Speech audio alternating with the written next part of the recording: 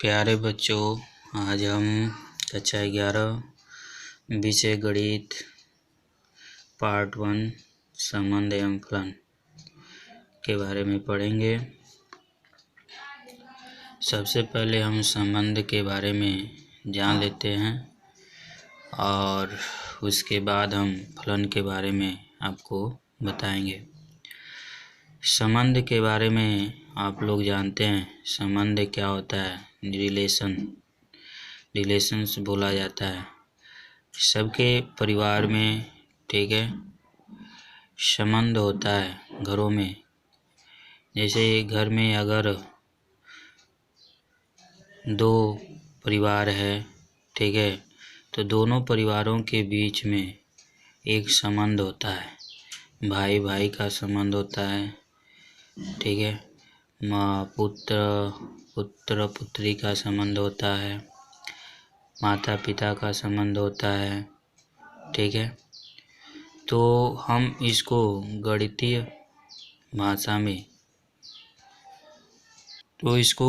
भाषा में हम कैसे इस संबंध को बताएंगे।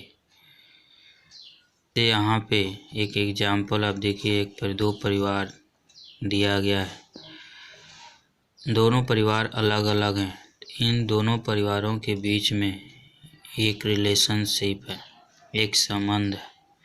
जैसे यहाँ पे एक परिवार के बारे में देखिए, जिसमें पिता माता पुत्र पुत्री दिया है, और इन्हीं परिवार का एक दूसरा परिवार यहाँ पे दिया है, पिता माता पुत्र। चूँकि ये दोनों परिवार हैं, पिता और ये जो पिता जो दिया गया है, दोनों भाई हैं, लेकिन दोनों भाई परिवार अलग अलग है, ठीक है। तो इसको हम संबंध के द्वारा हम कैसे इसको बताएंगे। तो जैसे अगर इसमें देखें तो इनके बीच का जो संबंध है, एक पत्नी का संबंध है, यह पुत्र का संबंध है, पुत्री का संबंध है, माता पुत्री में पुत्री का संबंध है। इसी प्रकार पिता पुत्र में पुत्र का संबंध है। उसी प्रकार पिता माता में पत्नी का संबंध है। इसी प्रकार माता और पुत्र में पुत्री का संबंध है। तो अगर हम यहाँ पे देखें, एक परिवार से दूसरे परिवार में किस प्रकार का संबंध होता है, तो पिता और पिता के लिए अगर संबंध देखा जाएगा तो भाई का संबंध होगा। अगर पिता और माता के लिए देखा जाएगा तो यहाँ पे इनका जो संबंध होगा, आपका पिता और पुत्र में यहाँ पे संबंध देखा जाएगा तो पिता पुत्र का यानी पुत्र का संबंध हो जाएगा। लेकिन जो संबंध आपका ए से बी से होगा, वह संबंध बी से ए का नहीं होगा, ठीक है। क्योंकि यहाँ पे संबंध क्या होते हैं, बदल जाते हैं। जो ए का संबंध बी से होगा, बी का संबंध ए से नहीं होगा, ठीक है।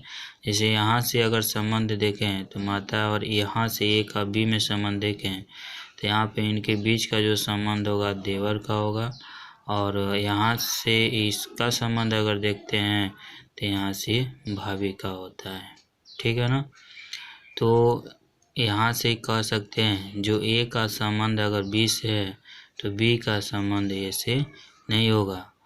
तो इसी संबंध को देखते हुए इसको गणितीय भाषा में एक क्रमिक युग्म, एक ऑर्डर पेयर के रूप में हम इसको बताते। तो क्रमिक युग्म जो होता है आपका, क्रमिक युग्म जिसको ऑर्डर पेयर बोला जाता है। जैसे मान लीजिए ए हमारे पास कोई समुच्चय है, ए बी और सी उसके एलिमेंट हैं, और बी हमारे पास कोई समुच्चय है जिसके जो एलिमेंट है 1 और 2 है। तो अगर कहा जाए इसको क्रमिक युग्म के रूप में लिखने के लिए, तो इसको हम कैसे लिखेंगे। तो ए का संबंध 1 से है तो ए का संबंध 2 से भी होगा, तो इसका क्रमिक युग्म हो जाएगा A1 और A2 हो जाएगा।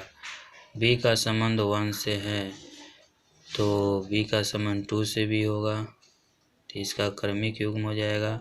सी का संबंध 1 से है तो सी का संबंध 2 से हो जाएगा। तो इस प्रकार इसका हम एक क्रमिक युग्म के रूप में लिखते हैं, और इसमें कुल क्रमिक युग्मों की जो संख्या होगा, 3 एलिमेंट इसमें है, 2 एलिमेंट इसमें है, दोनों का मल्टीप्लाई करेंगे तो 6 होगा, ठीक है। कभी भी ए जो क्रमिक युग्म दिया गया है ये कभी आपस में बराबर नहीं हो सकता है, क्योंकि ए का जो संबंध बी से होगा तो बी का संबंध ए से नहीं होगा। ठीक है, जैसे ऊपर आप देखें, अगर इनका संबंध इससे देवर का है तो इनका संबंध इनसे भाभी का होगा। ठीक है, तो यहाँ पे देख रहे हैं ए का संबंध बी से और बी का संबंध ए से मैच नहीं कर रहा है, इसलिए कह सकते हैं जो क्रमिक युग्म है ए और वन और ए कभी आपस में बराबर नहीं हो सकते हैं। तो यहाँ पे आपको क्रमिक युग्म के बारे में बताया गया है कि एक समुच्चय जिसके दो एलिमेंट ए और बी इस प्रकार हैं कि प्रथम जो एलिमेंट ए और द्वितीय एलिमेंट बी है इसको ए और बी के रूप में प्रकट किए जाने को ही क्रमिक युग्म कहते हैं, जैसे यहाँ पे आपका लिखा गया है। ठीक है, अब यहाँ पे है क्रमिक युग्मों की समानता क्या होती है। यदि दो क्रमिक युग्म इस प्रकार हैं कि उनके प्रथम जो एलिमेंट हैं और द्वितीय जो एलिमेंट हैं अलग अलग बराबर हो, उन्हें समान क्रमिक युग्म कहते हैं। जैसे यहाँ पे देखिए ए और बी लिखा है, सी और डी, यानी ए सी आपस में बराबर है, ए बराबर क्या लिखे हैं सी और बी बराबर क्या लिखा गया है डी लिखा गया। और एग्जाम्पल समझिए 3 और 4 है तो 2 + 1 या 3 + 1। तो यहाँ पे देख सकते हैं 3 और 4 ये दिया गया है एक क्रमिक युग्म में। तो यहाँ पे देखिए 2 + 1 है, इनका योग क्या होगा 3 होगा और 3 + 1 क्या होगा 4 होगा। तो इस प्रकार कह सकते हैं इनका जो संबंध है यानी 3 बराबर 2 + 1 इनके बीच में समानता है, और इसी प्रकार 4 बराबर कह सकते हैं 3 + 1 यानी 4 बराबर 4 इनके बीच ये समानता है। चलिए एक एग्जाम्पल देखते हैं। एक क्रमिक युग्म दिया गया है 2x - 1 - 5 दिया है बराबर x y + 1 दिया है तो x और y का मान